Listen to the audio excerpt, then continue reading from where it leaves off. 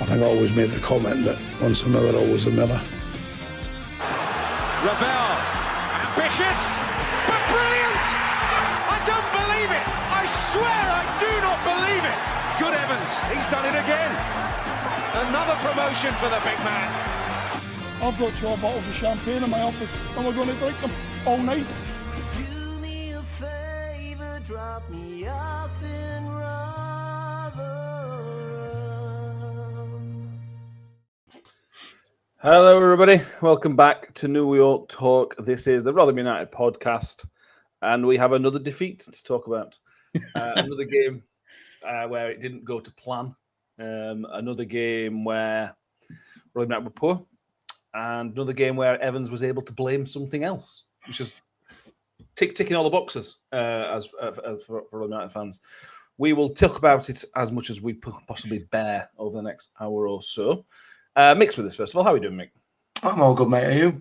I'm very, very good. Thank you very much. And Tom, how are you doing, mate? Yeah, good. Starting off on a negative note as ever. Correct. Mick, first of all, do you have a chocolate egg update? You were gifted some chocolate eggs for your late birthday present. Chocolate-filled chocolate eggs. We discussed this. Darren gave them me for my birthday. We discussed this on last podcast. They were very nice. Oh, it was very nice. The one that I've had so far. I'm saving them. I'm not an animal. I'm obviously not just shoving them all in one go. Although it sounds like a decent idea now, thinking about it. Yeah, That's something to cheer me up. Yeah, that's true. That's very true.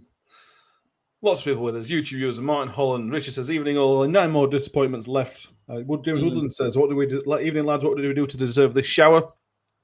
One Rags 2 Rich says, hi, this is Ian from Barossa Valley in South Australia. Is that Barossa, would you say? Are you happy with that? Barossa. Yeah, it sounds about right, doesn't it? Yeah. Imagine an Australian saying it. That's how it'd be. Go on then. No. Try the accent. Okay. Yeah, fair enough. I wouldn't either. We're not that kind of show. No. Steve Grundy and Darren Cook are with us. Neil says, evening, glad we don't have a game this weekend. See, I'm the opposite, Neil. If we had a game this weekend, the season would be a week closer to finishing. This is just delaying the inevitable, not having a game. Harry says, the year is 2035. Rotherham have just been relegated to National League North, and the attendance gets smaller each game, but there's still allegedly 10,000 people there. We'll talk about attendance. She also asks, what was the true attendance on Tuesday night? Sure, they'll take notice. We will definitely talk that. Steve's with us as well. Right. This is what I feel like we need to do sometimes, Mick, when we're doing this podcast, no matter what the circumstance, is to take your Rotherham United hat off. And so if you look at the facts, we're a 14th place team, and we have hosted the team that were second before the weekend, dropped down to third, with the best away record in the division, with the most away goals in the division, and everything else that comes along with it. And on paper, we've pushed them all the way to a very close 3-2 loss. Now, I say that, and I can't believe it. I still, my brain and my feelings don't accept that as being acceptable still. Do you know what I'm trying to kind of get at? It's weird. Is it because, do you think it's because they were crap? And not Wrexham. We said about Wrexham. The performance on Tuesday, as with Wrexham, the performance on Tuesday was not becoming of a team that was pushing for second place and automatic promotion, because it wasn't. You know, I can't say that they're crap because they're second in division now, and we've only seen them twice this season. But the twice that we've seen them, they've been crap. They've just crapper. Yeah, is the bottom line, isn't it? So I get where you're coming from. You know, we pushed second place team close. Yeah, great. We didn't though, did we? No. In reality, the scoreline might suggest that we did, but when you actually look at the game, for the few of us that were there,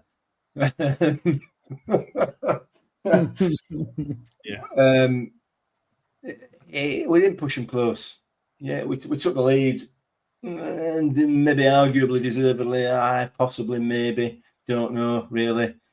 And then we just didn't do anything else after that, did we?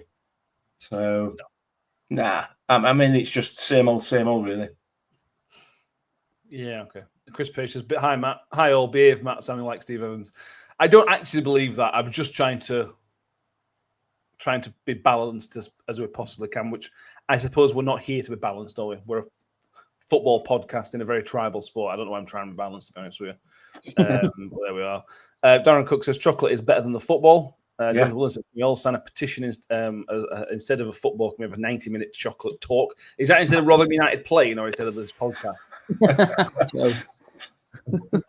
Can you imagine the discussion going on at Terry's national sales meeting, trying to understand the sales spike in Rotherham? I love it. Well, listen, if they are having that meeting and they're going to sell spike in Rotherham, I'm open to any sort of commission. You know? I don't mind. I'll promote it. I've got no morals. We'll come into the specifics later in a bit, Tom, because there's 5 goals to talk about and reasonable amount of instances to cover within each goal. To be fair, but was a loss a fair result? Do you think Wycombe was slightly the better team, or is it? It's another narrow loss. Is it another one of those games where any 3 of the results might have been actually okay, or where do you sit on it? If you want the positive spin, then sure, yeah, it was a draw was fair enough. For large parts they were probably better, but you got to remember the 2 chances. God, this sounds like such coping mechanism, and it's really not. But the 2 chances that Sean McWilliams had in the first half and Wilkes hitting the post, you could argue there's. You should probably get a goal or 2 from those 3 chances in themselves. But the way that we defended, yeah, a loss was deserved, because you can't defend and you can't concede the goals that we conceded against a side that isn't that good on paper and expect to be any better than you are, and be better than 14th. And that's all that it has been all season. It's been weak. It's been fragile. It's been, you don't really have to attack us to score. And I think that, those chances I mentioned before, sure, you should score them. And fair enough, we've created them from wide areas nonetheless. Who would have thought that those 2 Sean McWilliam chances would have come from wide areas? But I just think all in all, due to that defending, you don't deserve to win many a football game. And that's being harsh, of course it is, but that's where we're at in the season now. We've got nothing to play for. Praise where praise is deserved and criticize where criticism is deserved. And for me, that's purely criticism, that game. Fair enough. One of the Rags Fishers lets us know that Barossa Valley is a world-famous wine region, and we pronounce it correctly, which is unusual for this show to get something right first time. We don't do that very often.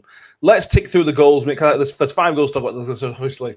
There's the bigger picture to talk about, which I'm fed up of talking about, to be honest with you, but we'll get to it.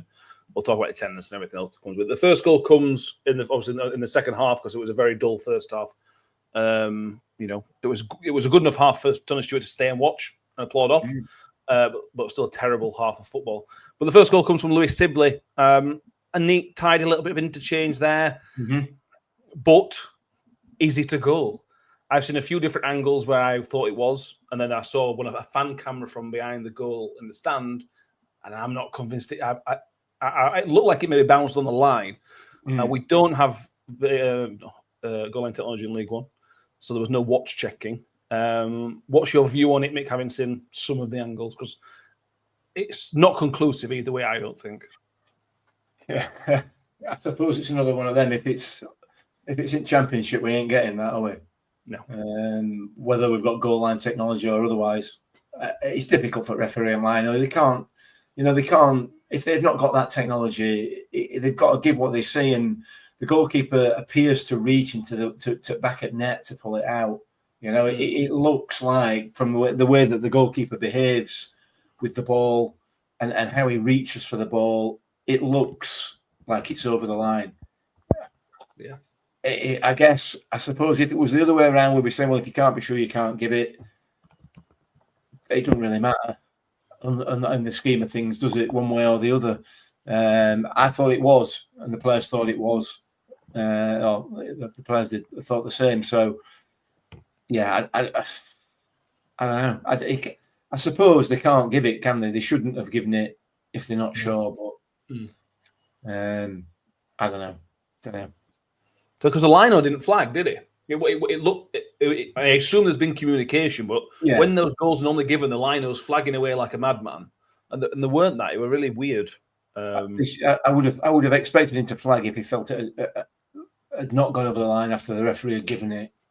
I would have thought, but I don't know. But like you said, they're in communication with each other, aren't they? So, they've had a discussion and they've decided it's a goal. So it's a goal.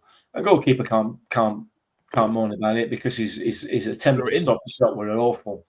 So he deserved to concede just for that. That debacle, really. So yeah, I think if it actually meant something, then we'd have a lot longer discussion on this, wouldn't we? I suppose, but it's really could have meant something to Wycombe though. If we got something out of that game in their promotion bid, that's potentially a massive decision. Yeah, that's true. That is true, but I don't care about Wycombe. So that's fair. Okay, fair enough. No offense. Yeah. Harry says, I'm not sure it crosses line, but do we not have goal line technology? No, not in League One. It's a championship and above. Different rules for different people. Cheryl Stone says she thought it was goal. Michael Miller says he was on the banging line. He says it was a goal as well. That's more conclusive than I've seen any video. So if you're on the line, we'll take the guys that were in line with it. What was your view on it, Tom? Because like I said, it was an okay build-up. The shot itself was actually a terrible shot because the keeper's got to do better with that. So I suppose the shot itself is very, very lucky. It was an okay build-up play towards it. Yeah, it was nice interchange. It was fine into Nombe, who I think we got lucky with a poor clearance control, whatever it sort of mumbled into it. And Sibley did well to, power a shot on target, but you should never get beaten at your near post like that. That's, for me, more of a goal that Wycombe have conceded rather than a goal that we've scored. It might be taking credit away from the play, but I seem to remember it being a loose ball in midfield anyway. So it wasn't like it was sort of well crafted. It was sort of a loose ball in midfield. Powell picked it up, pinged it into Nombe, and Nombe didn't really lay it off for Sibley. So it was a really scrappy goal from Wycombe's point of view. But you've got to score. You've got such a stupid comment. You've got to score goals, and when chances like that come up, like the McWilliams chances, like the Wilkes chances, you've got to score them, no matter how they're created. If you're in and around the box, you've got to score, and we don't do it enough. So yeah, you get a little bit of luck, but I think it's difficult as a ref without that goal line technology. Because if we had it last season, I don't know why we don't have it this season. Because if it's implemented once, I don't know why it's not implemented across the entire for everybody. If we've got it. Stephen, you've got to have it, for example. Yeah, it completely makes sense, but it also doesn't at the same time, because I don't know how much it should cost to have it implemented, but surely it's worth the hassle of conversations like this where you don't know whether it is or not. And I think for the ref, look, whether or not it went in doesn't matter. When you first watch it, you think probably at no point are you definitively saying it didn't go in, and I think you're gonna have to just say it's a goal. And for me, I think the ref does right to just give it as a goal. And then the ref does well again we'll get into it, but the ref does well again with Clark Harris's handball. So, I think he was right on two occasions. But yeah, for me, it was more of a goal that Wycombe would be disappointed they conceded rather than we'll be happy we scored. Because although we got into a nice position, it came from a couple mistakes from their part. It wasn't a beautifully crafted goal or whatever. So, yeah, I consider it more a fault on their half than a positive on ours. I think that's fair. I think I seem to remember when goal line technology first came in, it was somewhere between a couple $100,000 and $500,000 the cost to install. Because how many cameras you've got to have? It's like 12 different cameras on each end of the pitch that's on the goal. So it is really expensive. Did you say $500,000? Yeah.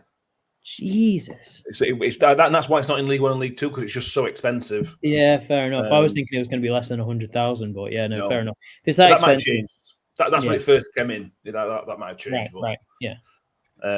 How does it work out then? I think it's changed this season, but up until this season, you could have VAR in one FA Cup tie and not in the other. So what's the difference? Don't know. I'll tell you what the difference is. There isn't one. Well, there isn't. There's no difference. You know, I agree. you can't say it's fair in one competition and unfair in another. Yeah. That's just nonsense. Yeah. I'm not going to try and defend the FA. No. To be honest with you. Right. The lead lasted a total of 3 minutes, Mick. We must have forgot that Richard Kone was playing. Yes. You know, he's only scored 20 whatever goals this season in League One. We just decided not to mark him. Wycombe used the wide areas really, really well. Well, they use them. The ball comes off, and I imagine. I haven't seen much of Kone this season, but I imagine that's what he does for fun, really. Finds a little bit of space in the box, and Wycombe fans may tell me that's a really, really well worked goal, and that's what they always do. But it just feels basic. Yeah, it was.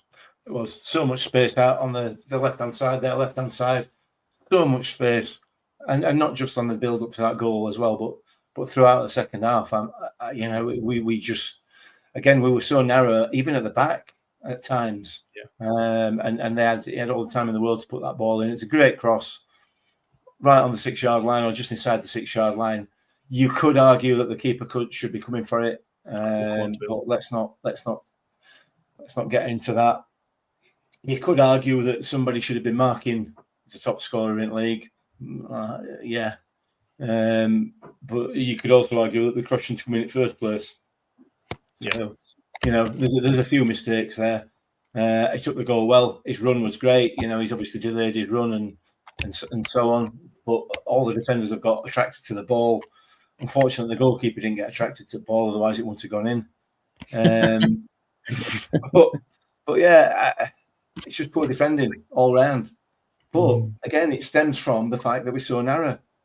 Yeah. Time after time after time after time, podcast after podcast after podcast, it's the same thing. But anyway, what do we know? Yeah, it is. This time it's on Panzo on the right hand side, Tom, and Panzo's coming for a little dick. Some of it fair, some of it not. But again, this is clearly an instruction because Joe Powell doesn't left hand side. When Sibley came on left hand side, Sibley was doing exactly the same thing, and I just watched it back now. Their midfield or fullbacks just running into a little bit of space, while the wide man is literally stood out on the line unmarked, and he just plays it into him, and it's nice, neat ball in, and maybe Hacks has got a better. But this issue of wide areas, it's March, and we're still having these conversations. If they'd have worked out a system where you didn't need to use width, I'd be fine. Let's crack on. Let's do it. Whatever's working. But you're doing it, and it isn't working. So why the hell are we doing it? That's a great question. Let's get Evans back on and ask him. It's really no. It's. I mean, when Mpanzu was, you know, relatively swapped for McDonald. I know there was a couple games in between, but essentially he's coming for McDonald, right? I thought he'd have the legs to sort of get out there, and that would be the solution to the problem. Is that he'd have the legs to tuck inside, and he'd have the legs to get out wide, as you know, almost simultaneously to defend the wide areas. But you know, there's a chance even when the winger or fullback, I can't remember who it was that received the ball, if it was the winger or the fullback, for Rafferty to get out and close the space, and he stands off, and maybe that's what you do as a fullback. I'm not entirely sure, but for me, you've got to be tighter in that scenario to stop the cross.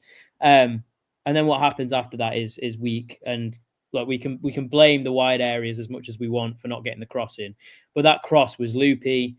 It shouldn't have been a threat, really. Really shouldn't have been a threat, because somehow the top scorer in League One has drifted in between your two centre backs, and not, you know, you might praise him for the late run in the box, but nothing extraordinary. Like he didn't jink his way in. He didn't do anything that he should have. You know, he didn't do anything special to get there. He just ran into the box. Nobody challenged him. He hardly had to jump. Header into the near post. It's such abysmal marking and defending aerial balls into the box that, you know, it almost feels like you're crying out to be attacked in the wide area. You know, for a start, you're being the wide areas are being attacked anyway, and then it goes on to, you know, you can't defend the box. So sorry, I think my phone's going off. You can't defend. If you can't defend wide areas, then you're susceptible to balls into the box. And if you can't defend the crosses how we should, I mean, the second goal we'll get on to, but that was worse, a lot worse than that first goal. then why the hell should you even? You can argue the playing without width, it works if you can defend those crosses into the box. Yeah, but we can't defend the crosses into the box, and that is the be all and end all. And I think Evans has his Raggett excuse for the rest of the season now for 9 more games. I think every single goal that we concede, which is similar in that vein to that, is going to be blamed on Raggett not playing, and that in itself is unacceptable. First and foremost, the players should defend it better, but secondly, you can't blame Raggett not being there for that. No. Let me ask this, Mick. So Evans has alluded to Sean Raggett being a huge player for us. Bear in mind he's never played for us, essentially. Those crosses into the box, is that a personnel issue in terms of Hacks and Cam Humphreys being rubbish at dealing with crosses? Or is that a training issue where anybody can be good at dealing with crosses and they've not been trained to deal with those crosses? Which category does it fall under for you? It seems to me it's basic defending, really, isn't it? Defending a cross. Neither Humphreys nor Duffin have an issue winning the ball in the air at any point. We don't look at either of those two. Maybe Cam to a degree, but certainly not Hacks, and think, well, they don't win very many headers. I would argue ran off as well. Yeah, I would argue that Hakeem Duffin wins as many headers as Sean Raggett does easily. I don't think there's any difference in terms of their ability in the air. I think there's a difference in their ability as footballers. And Hakeem Duffin is miles. He's not even in the same division as Raggett. Raggett is miles behind him. So yeah, you can blame who you want. He will blame who he wants anyway, won't he? So I don't think he's. As far as I'm aware, I've not seen him come out and blame anybody specifically in public this time.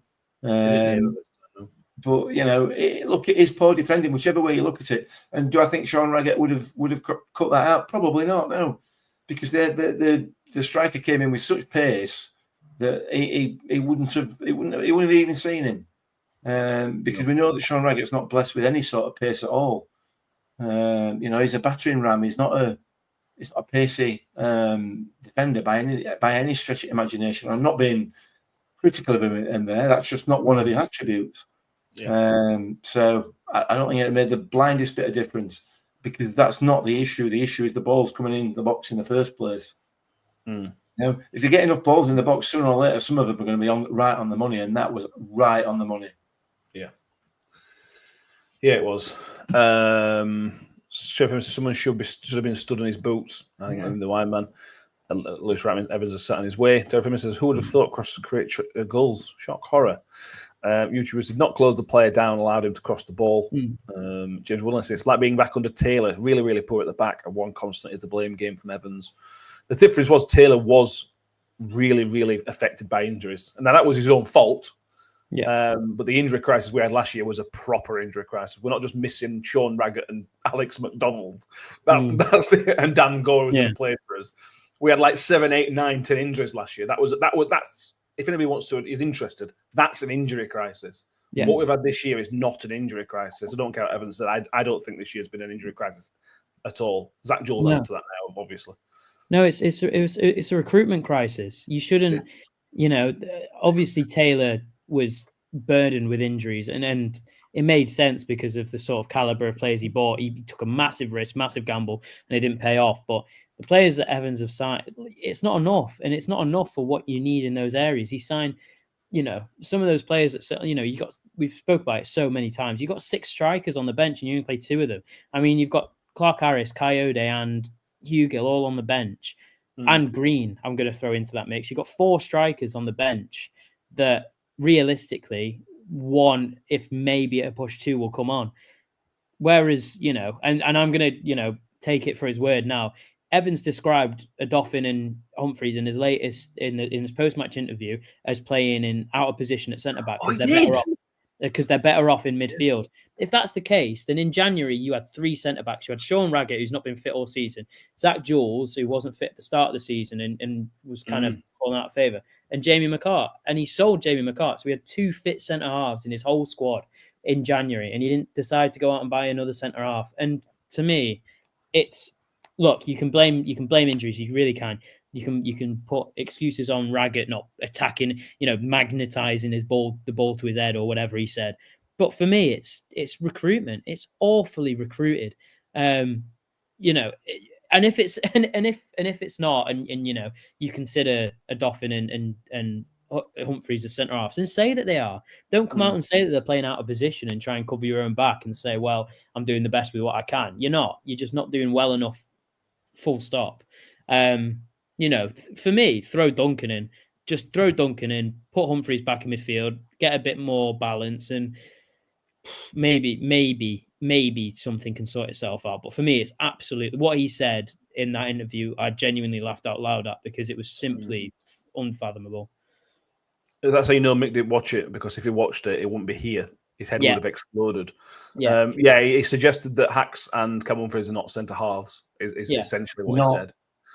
That's fine. They're not. That's fine. We can all agree they got better positions elsewhere. But if they aren't centre halves, you know what you do? You don't sign 3 central midfielders, and you buy 3 centre halves. Yeah. You can't have it both ways. They're either centre halves, like Tom just said. You're either centre halves, and we did need midfielders, which we didn't, or the midfielders, and we needed centre halves. You can't now say in March that it's now the other way around. You can't do it. Well, you can't. He has done it, I suppose. Yeah.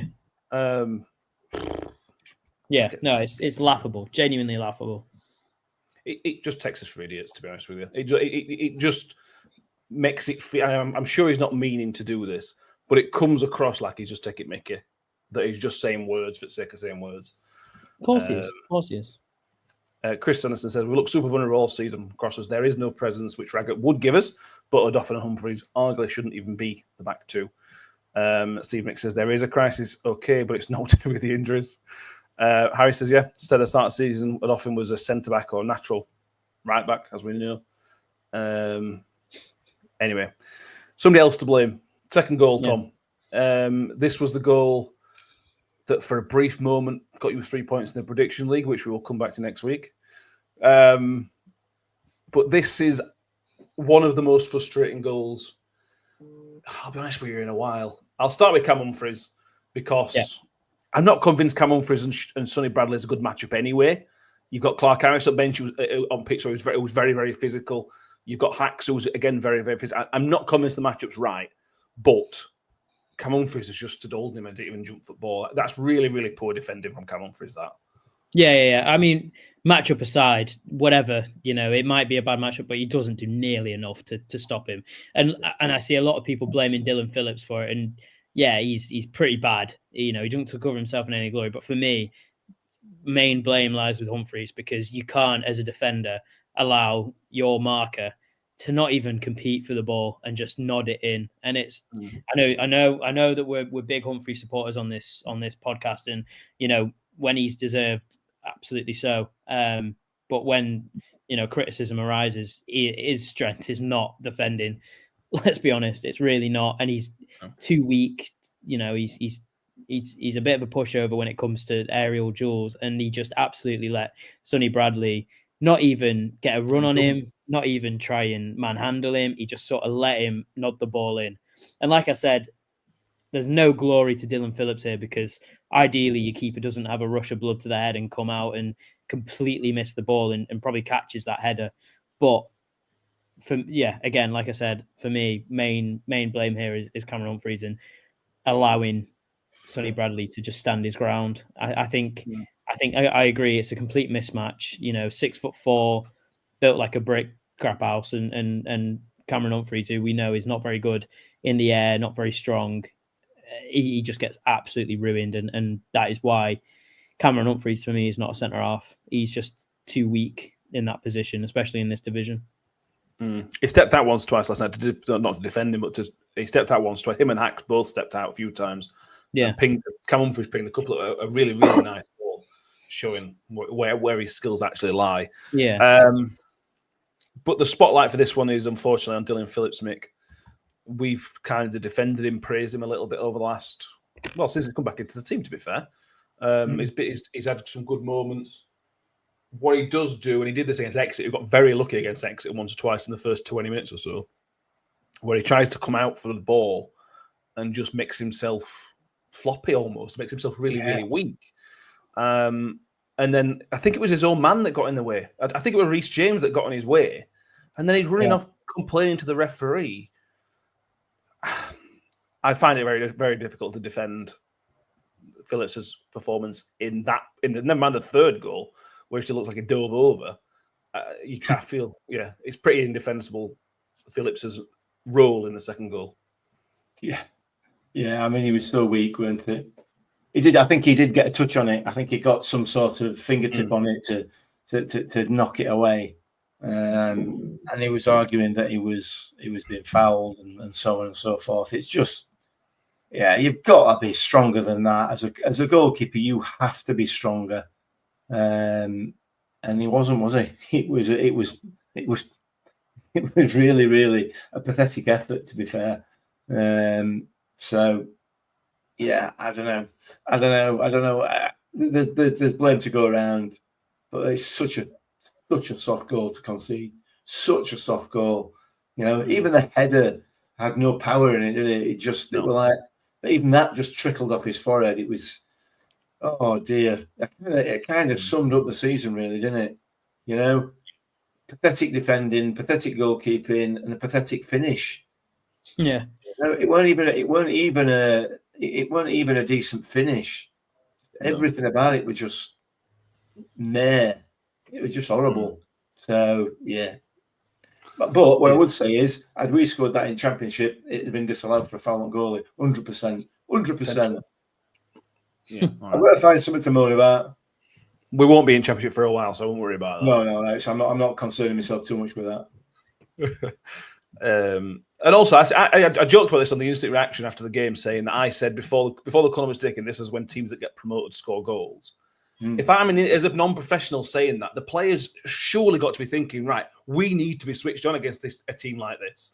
We have got to be switched on. They're a team full of 7-foot defenders and attackers, and this is the last minute of the game. We have got to be on this. And it was the opposite of being on it. It's mind-blowing. Yeah. Well, it's tough to say be on it when you've not been on it all season. It's hard to switch on for 5 minutes for those players, because I agree. I think where their strengths lie, and that at set pieces they're going to be fantastic. And that's not discrediting them as a footballing side. You just, physically they are superior, so you've got to be more switched on. We've not been switched on all season. Set pieces, balls into the box, any of the above. There's a consistency in our game this season, it's that we're so easy to play against, we're so easy to score against. It's laughable.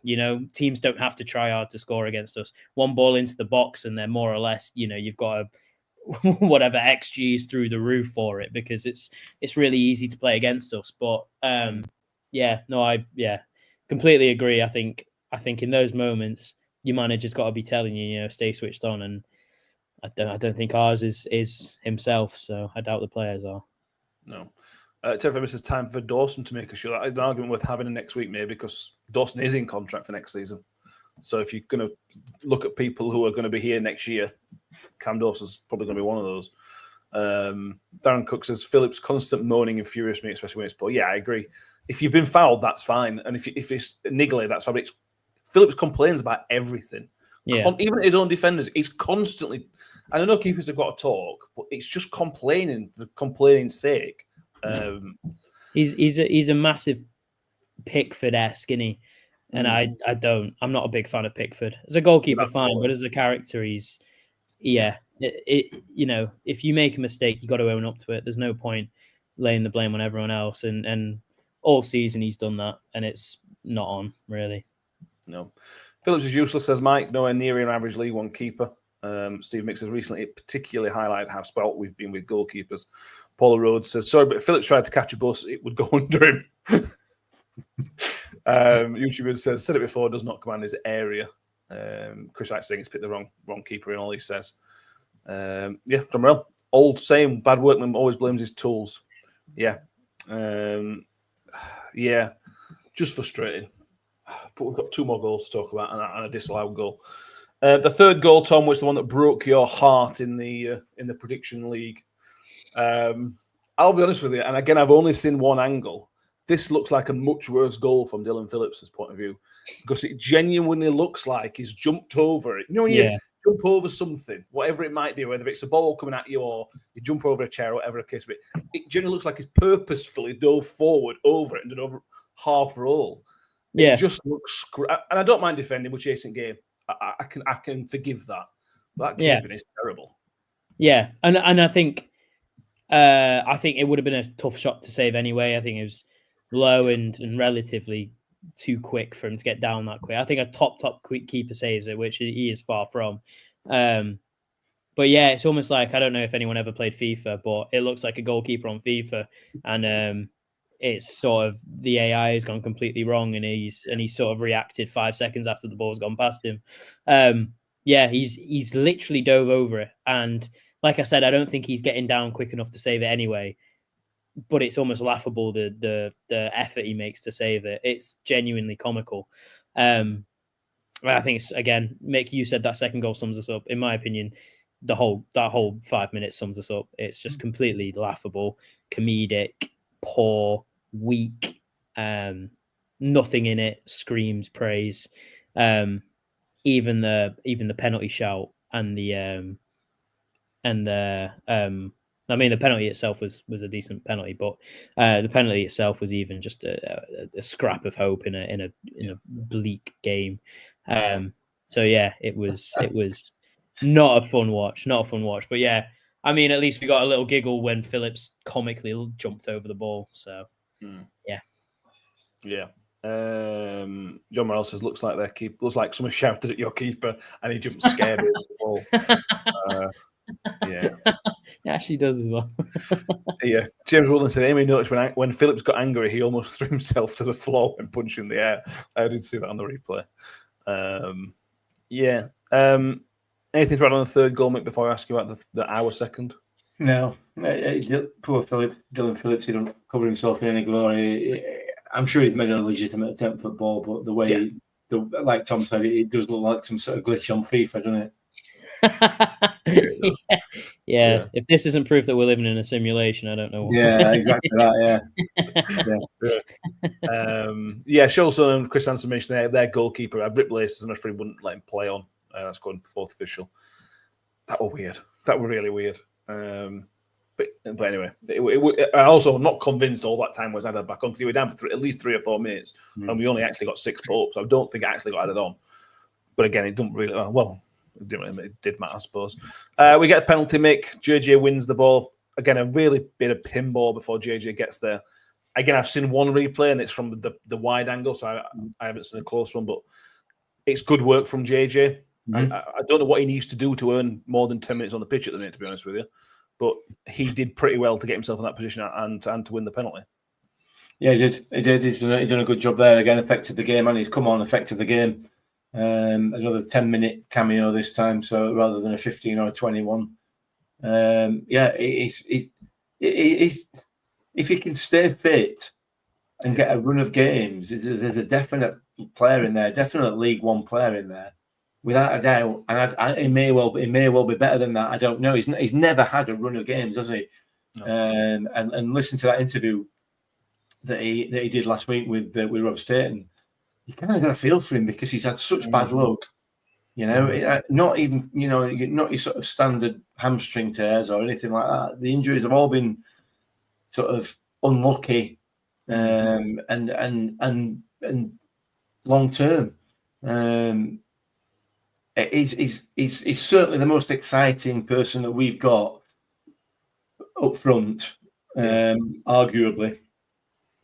And he puts the work in and he impacts the game like Sam Nombe does. He puts the work in. He doesn't impact the game as much as he could, but he's not playing as an out-and-out striker, is he? When JJ comes on, he is. And he impacts the game so much more than Hugel does. And Hugel has been impacting the game so much more than Johnson Clark-Harris has. And yet he was the first one to come on. Scored though, didn't he?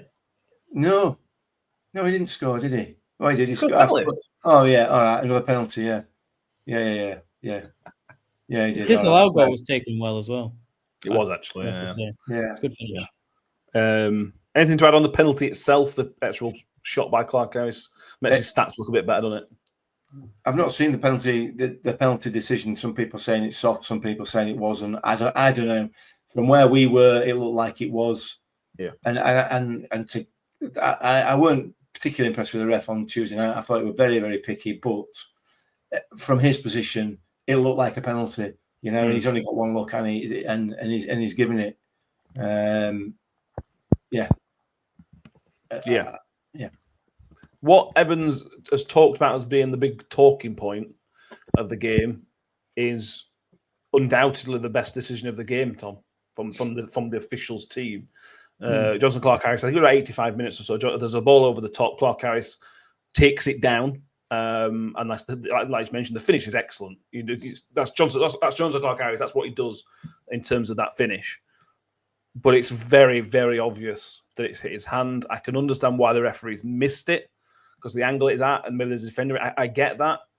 And Evans is really unhappy that the fourth official apparently has got involved, which is not unusual for a fourth official to get involved. I don't understand why it's a talking point, to be honest with you, other than for Evans to go, yeah, they got right decision end. That should have been the end of it. Yeah. And it's stupid to think that you can contest it, because whether or not they got it right for the right reasons is debatable. And, whether or not they thought in the moment it was right is debatable. But ultimately, that is beyond the right decision. It is. It's hit his, where was it? Like his upperish arm. It's like and bicep area, isn't it? And then it's brushed onto his shoulder. He's brought it down, and the finish is genuinely what would, if that just touched his shoulder and he turned around, spun around and shot, honestly, goal of the season. And that's technique alone is impressive. And I think that's what Clark Harris has in his locker, and he's not shown that nearly enough. And I think that's why fans are so disappointed in him, because if he can do that from sort of out of nowhere, albeit, he did handball it down, whatever, let's look past that. It's a great finish. I mean, the ref and the lino and fourth official, whatever it was, got it spot on. So what are you complaining about, really? What are you complaining about? I mean, Evans should have seen it. Clark Harris should have known it touched his arm. Everyone else, fair enough. Lino, fair enough. He didn't. It's quite hard to spot. Ref, fair enough. Couldn't spot, but they've got it absolutely bang on. And that's a goal that could have affected the proceedings, because it was. Would it have made it 2-1 to us? It made it 2-1 to us, yeah. Yeah, exactly. 2-1 so to us. It would have been a huge goal for their promotion push and everything. A massive goal. Yeah, it's a huge decision, and they got it absolutely spot on, and that should be praised throughout the EFL for that decision, because that is why that is when referees have done. We're really quick to criticize refs when they do poorly. Let's be really quick to praise refs when they do well, and that was just done well. It was a completely good, right decision, and to come out and blame the whole game on that is, not right in the slightest. Not right in the slightest. What I would also say is I agree it's an excellent finish, but their keeper half stopped because of the defenders in front of him claiming. Now, it probably would have still gone in because it was a very good finish, but the keeper didn't even dive for the ball. So I wonder if there is an impact there. Now, again, that's poor from the keeper because he plays the whistle, blah, blah, and I get that. But I wonder if that played a part in actually hitting the back of the net. But we have Johnson must admit, I didn't get the Stevens moan about this goal. He should be crediting the fourth official for getting the correct decision. If the other way around, he would be congratulating the guy. 100% he'd be congratulating him. Matt Miller says, bang on his bicep, poor from the referee. He was in a decent position with a clear view, bailed out by his assistant in the other half. Yeah, it's mad that if Evans wouldn't have mentioned it, Mick, we probably wouldn't even be talking about this right now. So maybe Evans has got what he wanted because we're talking about it and we're deflecting from. We haven't talked about attendance yet or anything else just yet. Maybe it's worked. Maybe Evans' plans worked. I don't think it's his plan, is it? I don't think his plan is to get people talking about things like that. Why is he whinging then? Well, I mean, if it is, he's dafter than he looks, because what he seems to be forgetting there is that we've all got eyes. the vast majority of them are working to some degree or another, so we can all see with our own eyes. Don't tell us, don't be telling us there's something else that hasn't happened or whatever, and don't be trying to deflect the blame. Just anyway, whatever. I don't want to get involved in. I know I'm going to do. I don't want to get involved in slagging him off anymore. Yeah, I feel a little bit. I mean, I'll say this now. I feel a little bit bad after Sunday's podcast, and when I described him as irrelevant and pointless. I said he was pointless. I thought about it, and I don't think that's right. I don't think that's fair. From a Rotherham United point of view, he's pointless. Is what I'm trying to say, not as a person. Okay. So let me make that clear now. Just a bit of clarity and maybe an apology. How quickly after the episode did your wife tell you had to apologise in the next episode?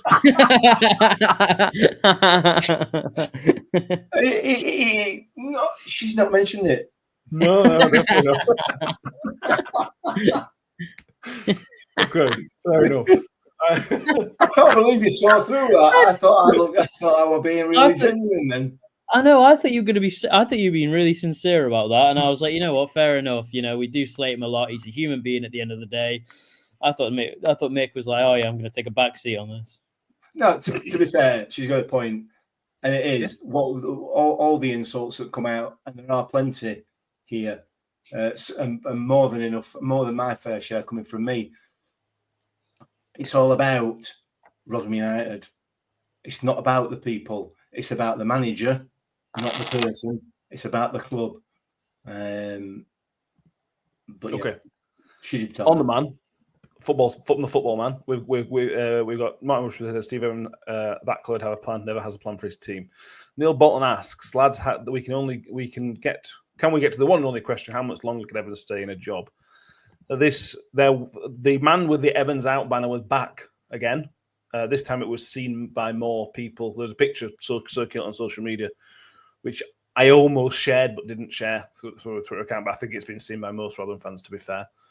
This came out much earlier. I think last time it came out at Barnsley game. After the game, this banner was out during the game. It's difficult to come back from those moments, Tom.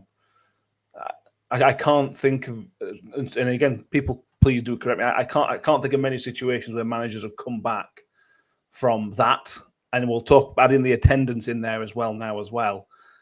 It feels a very difficult place for the club to recover without change, and obviously the only place that is ever going to change. Really, we can talk about. We can have Stu out if you want. That's fine. People want to have that. That's unlikely to happen. The only place change comes from in football clubs generally is the manager, and I don't know how the club recovers from where such a negative place the fans are at the moment with Evans still here. Yeah, so someone described it, and I can't remember who it was, so I feel really bad that I'm going to use your example and claim it's my own. But someone described him as sort of an Ian Evatt that Bolton fans had a relationship with him, and there was a time during that run at the start of the year, January, where fans got back on side with Evans, and he was on the podcast. He came across pretty well. He then went on a good run, and you almost thought he might claw himself back into playoffs and back into contention with the fans, and he almost did it. And then he turned around and he was Evans, and he made comments he didn't live up to, and the results on the pitch got significantly worse, and eventually it drabbed into nothingness and pointlessness. The games, not him. Just to clarify, I think that's exactly what happened with Evatt at Bolton. There were significant chunks of his time at Bolton where fans weren't with him. The football was poor. This, that, and the other, but he somehow almost managed to get into the playoffs, and you can't sack a manager that keeps somehow managing to get into the playoffs. And I think that's what's happening with Evans currently. And sure, he doesn't deserve to be here based on this season, based on recruitment, based on preseason predictions from himself, based on what the fans are willing to give, based on the football itself, None of that is deserving of a second chance, i.e. a second season. However, you keep coming back to the fact of, if we were to sack him, who would you go for? And for me, there's Duff, just released from Huddersfield, or there's Warne. And those are the only two names that I can think of in this off the top of my head. Warne should not come back, beyond a doubt. I am, if he did, whatever, I wouldn't be against it, but he should not come back, because his, you've seen how it goes with managers that come back. It is not a recipe for success. And Duff, for me, is too temperamental. I think it's so difficult to get him to agree to such a short-term plan, because that is what we are at the minute. We're a short-term plan. For me, what we have to do, and I know it sounds really ridiculous and too modern, we need to assign a director of football. We need to assign someone who's going to be with us for the next 5 years, who oversees the sort of football operations, and who, the players are signed on 2-year deals. We've got until summer 2026 when all those contracts run out. So that means we bring in a director of football now. He's got a year to sort this mess out. Whether or not Evan stays in that year, I don't care. But if we can bring in someone who can oversee a 5-year transition, and genuinely a transition, not just the word transition, but a genuine transition, then in 2026, we can bring in players who form part of this philosophy, form part of this 5-year plan, and can sort of, you can get better from there. Whether or not that'll happen is a definite not. So, short answer, Evans deserves to go. Long answer is, I think it's a lot bigger than Evans currently. And sure, change has definitely got to come, but I think it's got to come within the backboard, the back room first, the board first, and then you can start to implement changes on the pitch, in the management, etc. But I mean, for the short term, let's sack Evans and let's get some unknown German from the 5th Bundesliga. See how he does. That would be great. I'm all for that. Let's go mad. Let's just. I hate mentioning him, but Danny Roll is probably one of the better managers in the EFL. He came from next to nothing. I mean, I know he was German head coach or whatever. Assistant coach, first team coach, whatever it was. But what's to stop us going out and getting whoever England have just assigned as the first coach, the lad from Brentford. He might not come now, but the sort of that standard of manager, you've got to take a gamble, and we are in as much as we take the mick with it being a transition phase. We are in a transition phase. We are not by any means set on a destined path. We've got to get and we've got to figure out a path first to then go down. And for me, you got to take a gamble on a manager who's willing to set us down a path, whether it's the right one or wrong one. At this point, I don't know if it matters. You just got to set yourself down one, because you've got to get on a path. You've got to get on one, because for us, it's signing players on a 2-year deal, which means they've got no monetary value behind them, because you can't sell them for anything. They're just going to go at the end of their contract, or they're on, or they're 30-ish and they're injured within 4 weeks of joining the club. So, I think for the betterment of the club, even if the performances on the pitch were sort of getting better, maybe for the next 5 years, you need someone who's going to be a transition manager, and it's not Evans. He's a sort of short-term success, and he's not been a success in the short term. So for me, that's his race run. No, the club's crying out for fresh ideas on the footballing side of things. It's crying out for something fresh. The problem you've got is, and we can all talk about Tony Stewart here, Mick. Tony Stewart, he tried to relinquish a little bit of control last year with the director of football ship that was very, very brief. But he can't help himself. He can't help himself but meddle in. And I suppose that's okay if you're doing things right. But maybe he was under warning, maybe it wasn't Evans' first time around. But go on, what's your take on it? The seats spoke for themselves, didn't they, on Tuesday night? Yeah. I mean, Tom's nailed it there. There's not a lot else to add. It's really disappointing, and a real. It feels quite depressing. Quite a depressing situation, because we've got club statements, club accounts coming out from the club, which are just nonsense mission statement garbage that every other business in the world does. It's not a criticism. That's not a specific criticism at the club. You know, every business has a long-term future plan and everything else that they write down, they put it on the website, and nobody ever reads it, and nobody ever considers it and thinks about it, and nobody ever even knows about it. You know, we're going to sell best windows in the world, and it's going to be top quality, blah blah blah blah blah. We're going to be passionate, integrity, and all this nonsense. Nobody ever reads it. Nobody cares. You know, we're going to bring in, buy things, buy assets low, sell them high, i.e. players, young players, blah blah blah. This is a football club. People do read it. People do care.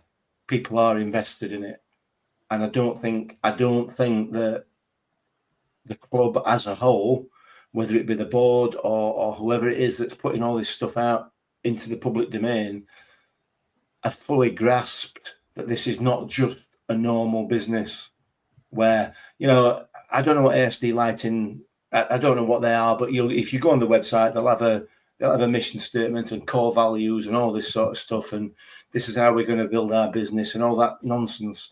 Every business has it. Nobody gives a monkeys about it. Even within the business, nobody gives a monkeys about it. It's just corporate bull. And then when you look at the statement that comes out from the club, it's essentially a statement from the business to tell them and saying, you know, this is what we're going to do.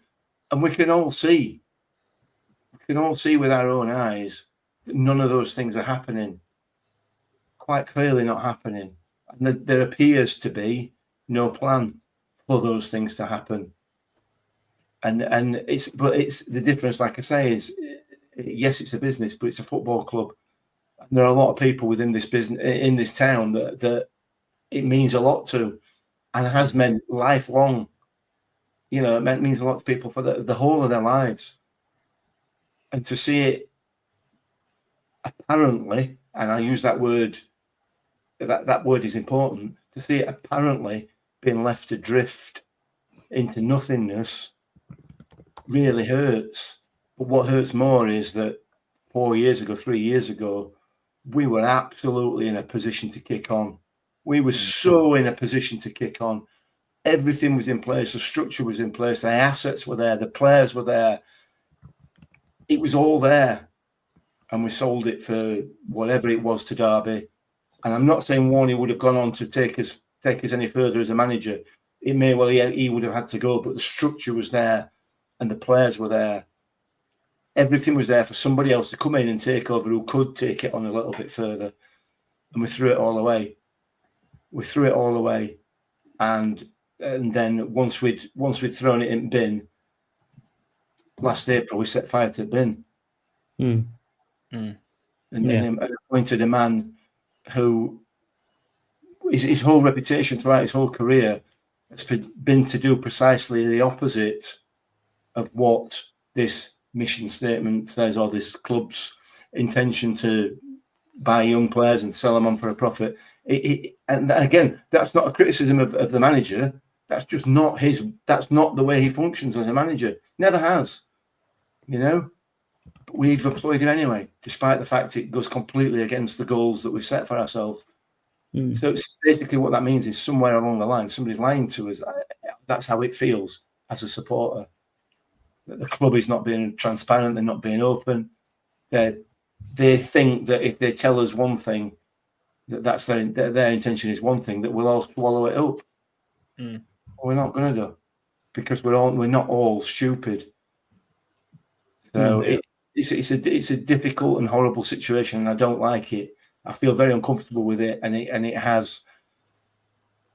it's kind of beginning to take me back to the bad old days a little bit. I see little signs of those bad old days, you know, and that's a worry for me.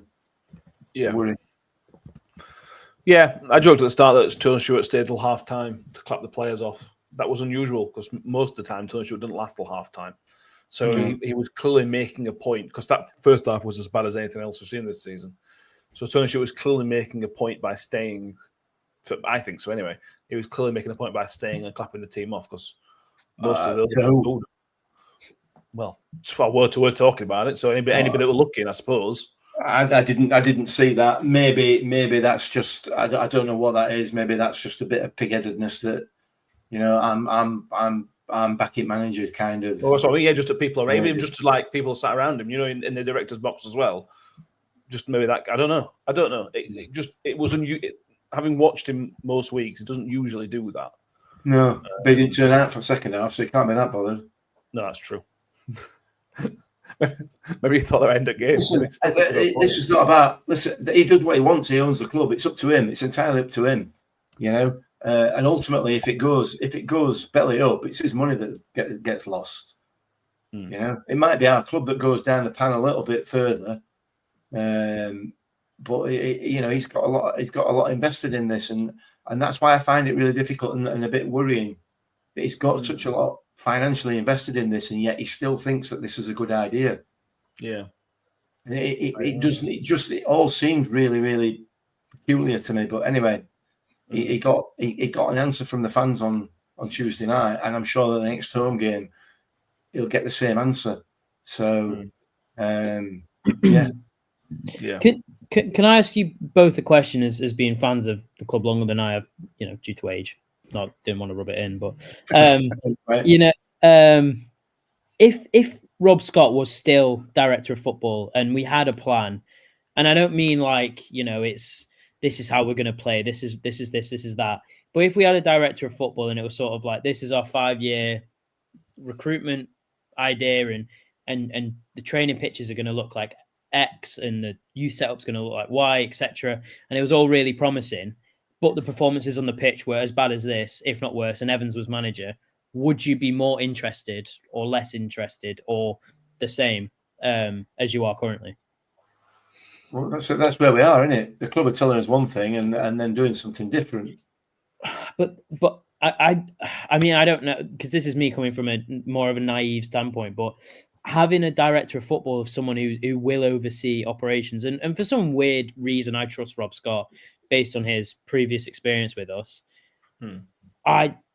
Something inside me feels like if he was still director of football, or someone some authority though to money, he's got to have some authority as director of football. He's got to have some authority.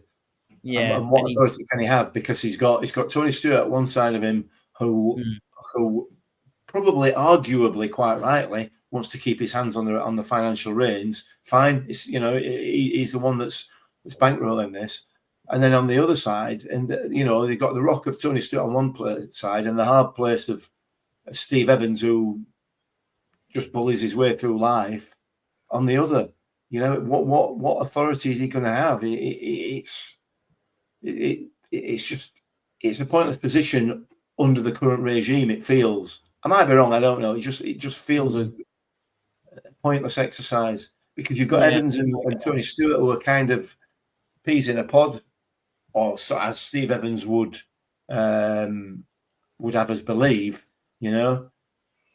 So he'd just be left out in the cold. But the structure, I get that. with the chairman as he is, and the management team as it is, does not support a director of football, and it doesn't support any future building either. It doesn't support a transition. In my view. Yeah, I think if Rob Scott was still here in the same role, I think if we're in the same position now, let's say Stuart was brave enough to not pull the trigger on Liam Richardson.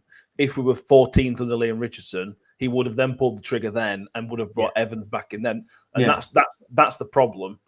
The way Rob Scott or somebody like Rob Scott is absolutely the way forward to manage football, the football side of things. But Tony Stewart can't stay away from it. He just can't. And this is why he's a successful businessman. He's a bit of a control freak. He wants to do it himself. He wants to get it right, or how he thinks is the right way to do it. But you might be right there, Matt. And no matter what happened, we would have ended up with Evans back here. So maybe this is just an itch that Tony Stewart's had to scratch, and sooner or later he will have to get rid of him. I don't see it. It'll be next season. I think I'll be here for the whole. He'll get a couple more transfer windows till he finally gets enough players. I think I genuinely think he will, even if we're pulling 4,500 like we did on Tuesday. It'll be interesting to see what happens when the season ticket sales come through. Well, two things are going to be interesting. Number one, what are they going to do at prices? Because I think they froze them last year. And you look at Huddersfield today, who've increased some of their tickets by almost £200. Are we going to have to do something? Are we going to have to see an increase this year? And if we are going to see an increase, how can you justify that from a footballing perspective? And even if you froze them, the season ticket sales would absolutely plummet. So how is Tony Stewart going to square those two things? As a businessman, are you going to square that? But then at the same time, as a fan, you don't want to take a mickey out as by sacking Evans and bringing a big name in to try and sell season tickets again. Because then you're repeating the cycle of last summer again, aren't you, really? So it's a shambles. And we said it was a shambles. Or we said privately it was going to be a shambles. Or I said privately to you that something like this would happen when they appointed him. It was inevitable. Because football has changed so much, and I know people say, and people who I respect and I've got time for are saying, well, you've got to give him time. You can't just keep sacking managers. You can give him as long as you want. But the longer you give him, the further away we're going to get from this vision this vision in inverted commas that the club are portraying as being the way forward for us. The longer he stays, the further we're going to get away from that. And football on the pitch, whichever way you look at it, is just dire. It's so bad, and Evans and Rayner are the people to blame for that. Fairly and squarely, they are the people to blame for that, and they've made no efforts at all, as far as I can see, none at all, to change that. Nothing. They've done nothing to change the performances on the pitch, because we can all see with our own eyes what the issues are, where the issues lie. So we've had long enough, and they're doggedly sticking to this no plan formation. Yeah, because could you see a set of circumstances where he does go this season? I can't. No, I genuinely can't. And look. If he goes, where are we?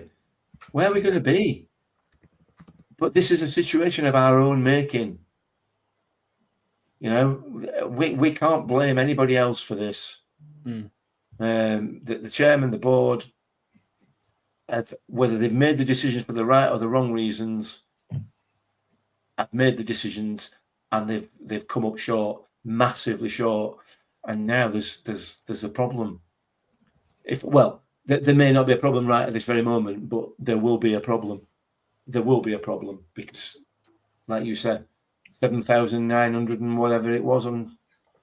That's the official figure, yeah. There's a number floating around that the official attendance was actually 4,268. Which we were there. That's a far more accurate figure. It's closer to 4,200 than it is to 7,900. Much closer to that. Whichever way you look at it. And I did notice they put it up on the screen. They didn't announce it. Yeah, they did. Something went happening on pitch and put it up on screen. And I don't know whether I don't understand the reasoning behind it. Don't announce it. Have you got to announce it by some sort of EFL rule? I don't know. Don't announce it because you just again you'd have to release it at the end of the game because I think you've got to declare it to EFL. But crack on with that. But you don't really need to make yourself look foolish in front of the few people that were there. Yeah. People have got rightly opinions on this. If you want to join us on Sunday, you can do, because we're doing a phone-in show kind of thing. So if you want to come and have your say in person, you can let us know. Few other points. So Harry says he did. This is in reference to the Gary Evans outside. He said he watched the extended highlights at the end of the game. Evans starts shouting at someone who works at the club and pointing in the direction of the banner. Might be wrong, but something to speculate on. Get a ban. You're going to ban a man for bringing a piece of cloth in. That surprised me. Let's wait and see on that one. I honestly don't even know what to say, to be honest with you. When at the start? Sorry, Harry. When was it at the start or the end? If you said at the end. At the end. Okay, I'm gonna have a look now. Is there anything positive we can finish on? If I'm my football league world, if anyone wants to have a read and try and get me to number 1, that could be a little accomplishment. Yeah, we could do that. Thank you. I've just watched the highlights. He did indeed do that. So I'm sorry. Not that we didn't believe you, Harry, but yeah, no, that did happen. So that's going to be interesting to see what. Yeah, there's people saying on Twitter that they got banned for saying something bad. They get tons of shit on social media. Now, I don't know if that's just people talking crap on social media. But I'll be very disappointed if there's any truth to that. Hopefully, that's just people being bumpy. But in that case, I'll wait for the ban to come through post. I was going to say, yeah. If there's anybody banned, Mick's quite high on the list. I would have thought so. I've not been abusive though, particularly. I suppose. Yeah. Martin Holland says Crawley have sacked their manager. New manager bounce for them next week. Yeah, Crawley. They have a game at the weekend, but then we play Crawley next week, who may well have a new manager. I've got an idea. Maybe we could ring Crawley's chairman and say, what you need to do is probably re-employ one of your previous managers, see if he'll bring back some fight to your club. I don't know, but I don't think Steve Evans was the poster boy for some American crypto bros. Don't know. Might be wrong. No, I think he's exactly the man they've been looking for. I do. They can have their own coin named after him. They need to take advice. You know, they're obviously American. They're new to the game. They don't really understand how it works in lower leagues. You know, I think it'd be a really good idea. Have a look at some of your previous managers who brought you a bit of success, and see if you can poach them. You say that. I think they might bring the manager that brought them success last year, that Lindsay, back. But we'll see. Ian Bradley, wonder if there'll be a pre-season fans for him. If I had to bet you now, Ian, I would put a $5 on the fact that there won't be. Yeah. But nothing would surprise me at this football club. They'll do one and we'll get the same kind of bump as we had last time. But I don't think we'll see one, to be honest with you. But what can you do? Is there anything else we need to mention? Not from me. Jonathan Durham, who passed away. Rotherham player Jonathan Durham passed away. It was last week, a week before. Last week, yeah. I didn't realise we were in the same class at infants and junior school. He was Jonathan then. I didn't realise he was the same person. But sad, really sad. He's not a particularly old fella. Obviously, same age as me because we were in the same class together. We grew up in Greensborough together. So sad day that. Sad news. Very much so. Very, very, very much so. We'll end it there. Like I said, we are back on Sunday evening. We are scheduled to talk to Holly Hunt, the author of The Greatest of Great Escapes, where hopefully on Sunday will be a nice episode. Certainly the first part of it, because we'll have a little look back at one of the greatest periods in the club's history, that very, very short period where Warnock was in charge. I will get that finalised tonight. I'll send a message and get everything finalised for that Sunday. Also, like I mentioned, we were going to do a fans phone-in show, or whatever you want to call it, where if you want to have your say on Rotherham United or even chocolate eggs, let us know. Let us know, or you can join on the night. We'll put a link out on the night. If nobody wants to join us, that's fine. I'm sure we can find something to talk about Rotherham United at the minute. But if anybody does want to join us, let us know, and we will book you in to arrange a time and a time. We make sure you have subscribed if you haven't done so already. If you want to go back and check out mine and Mick's instant reaction, that was on Tuesday. That was a shorter version of this episode. Lots of complaining, lots of whinging. A bit colder at the time. So that's that. Yes. Make sure if you're on iTunes or Spotify, you have also given a subscribe 5-star rating, whatever it allows you to do. And a comment if it allows you to do so as well. We will be back on Sunday for the stuff that I've already mentioned. Mick, Tom, thank you very, very much. It's been a show, right? Thank you everybody for watching. We will see everyone next time, and as always, up the Millers. Up the Millers. I think I always made the comment that once a Miller, always a Miller. Ravel, ambitious, but brilliant! I don't believe it! I swear I do not believe it! Good heavens, he's done it again! Another promotion for the big man.